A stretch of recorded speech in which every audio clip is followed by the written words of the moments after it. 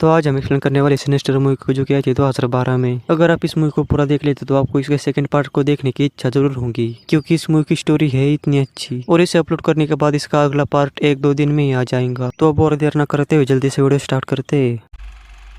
That's the family who lived here.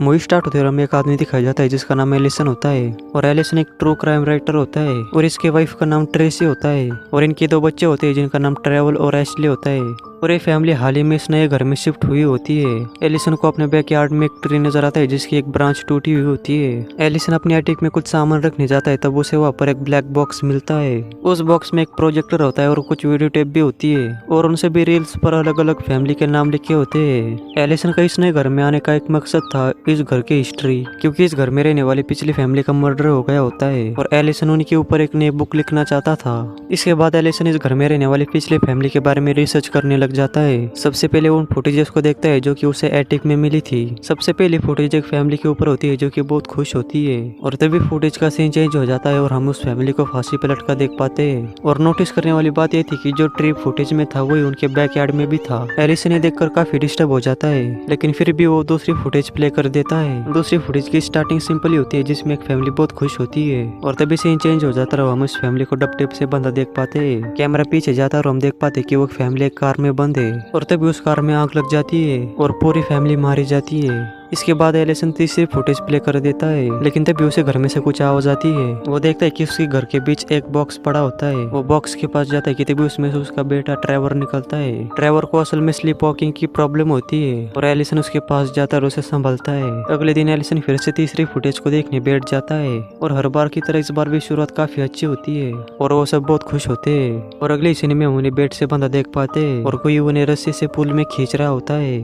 इसी scene में Allison को एक एंटिटी नजर आती है जो कि पानी के अंदर होती है।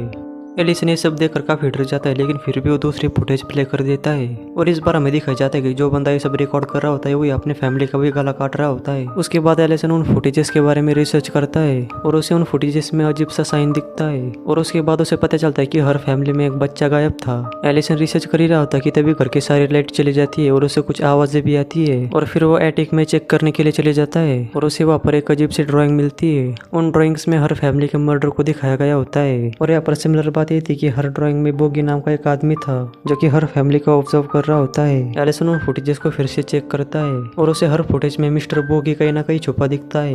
एलिसन एक सब बात एक पुलिस ऑफिसर को भी बताता है और उसे रेकमेंड करता है कि उसे प्रोफेसर जोनर के साथ बात कर लेनी चाहिए। उसी रात एलिसन एक आखिरी बची हुई फुटेज को देखने बैठ जाता है और हम देखते हैं कि किसी ने एक फैमिली को बांध कर रखा था और उनके ऊपर से लॉन मोवर चला देता है। एलिसन ये सब देखकर काफी ज्यादा डर जाता है और फाइनली वो प्रोफेसर जोनस के साथ बात करता है और प्रोफेसर उसे कहता है कि जो भी साइन तुमने फुटेजेस में देखा वो एक भूगोल नाम के डीमन को रिप्रेजेंट करता है। प्रोफेसर उसे समझाते कि तुम्हें डरने की जरूरत नहीं, क्योंकि ये सब मर्डर्स किसी आदमी ने भी किए होंगे जो भूगोल को फॉलो करता हो। उसी रात उसकी आंख खुलती है और वो देखता है कि प्रोजेक्टर अपने आप ही चालू होकर चल रहा है और उस प्रोजेक्टर में सबसे पहले फैमिली के मर्डर की फुटेज चल रही होती है। वो एक बेसबॉल बैट उठा लेता है और उस आदमी को पूरे घर में ढूंढने लगता है जिसने वो प्रोजेक्टर चालू किया हो। इसी सीन में हम एलिसन के पास कई सारे घोस्ट बच्चों को देख पाते हैं, पर इससे पहले कि एलिसन उन्हें देख पाता वो बच्चे अपनी जगह से भाग रहे होते हैं। इसी बीच हम एशली को देख पाते हैं जो कि उन बच्चों को साफ साफ देख सकती थी। अगली सुबह वो पुलिस वाला एलिसन से मिलने आता है और वो उसे बताता है कि उसे ज्यादा स्ट्रेस नहीं लेना चाहिए। अगले सीन में हमें पता चलता है कि एशली को भी इन मर्डर्स के बारे में जैसे तैसे पता चला है और वो ये बात अपनी मॉम को भी बता देती है। ट्रेसी इस बात को सुनकर खुश नहीं होती है कि जिस घर में वो रह रहे उस घर में पहले से ही ढेर सारे मर्डर हो चुके हैं। रात को एलिसन की आँख खुल जाती है और वो एटिक में चला जाता है और वहाँ पर उसे फैमिली के मिसिंग बच्चे नजर आते हैं। वो पांचों अपनी फैमिली के डेड फुटेजेस देख रहे होते हैं और तभी फुटेज में भूगोल नजर आता है और उसे देखकर एलिसन नीचे गिर जाता है और फाइनली एलिसन की दिमाग की बत्ती जल जाती है और वो प्रोजेक्टर और टेप्स को जला देता है। वो ट्रेसी से कहता है कि वो बच्चों को साथ ले क्योंकि वो घर छोड़कर जा रहे हैं। इसके बाद एलिसन वो घर छोड़कर अपने पुराने घर में आ जाता है। एलिसन फिर से प्रोफेसर जोनर के साथ बात करता है और वो उसे बताते हैं कि भूगोल ज्यादातर बच्चों को प्रोसेस करता है। जिस किसी बच्चे ने फुटेजेस को देखा होगा वो भूगोल के द्वारा प्रोसेस हो जाएगा। ये सब सुनकर एलिसन उन फुटेजेस को अपने लैपटॉप से डिलीट कर देता है और जब वो एटिक में जाता है तो उसे फिर से ब्लैक बॉक्स नजर आता है जो कि सही सलामत होता है और इस बार की फुटेजेस में पहले वाली फुटेजेस की एंडिंग होती है और फिर वो फुटेजेस को प्ले कर देता है।